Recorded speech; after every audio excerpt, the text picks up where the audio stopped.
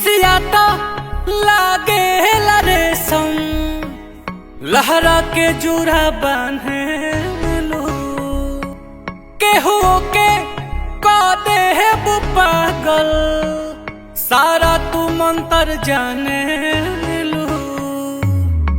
स्वाद तहर चटकार मरचिया जोइन लागेलो, कमर कमानी ऐसे जैसे कोई न लागेलो।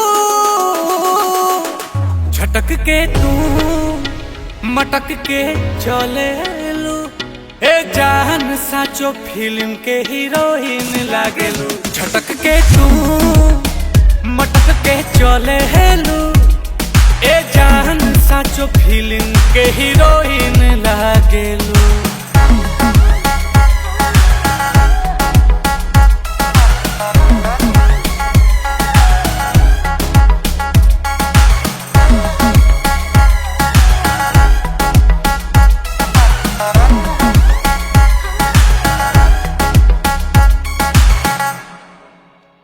धुआं नियन बेबी तहार उड़ता है क्रेज हो, ले लू जान भले कमे बहाएज हो।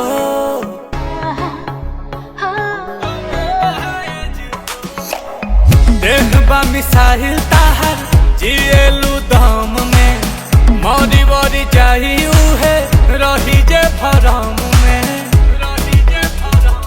और तू ही हमारा चेहरा के गोलोइंग लागेलो, और करे नी तो के फालो हमार फॉलोइंग लागेलो।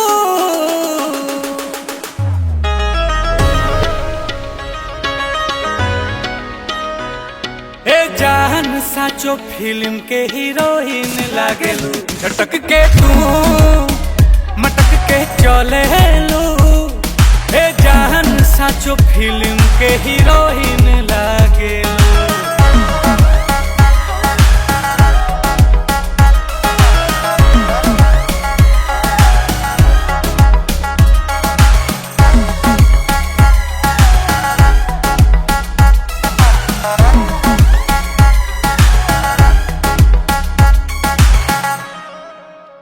बोली तहार चीनी से भी लागेला मीठ हो, चिख ले ही जदी के हो जाई ढिठ हो।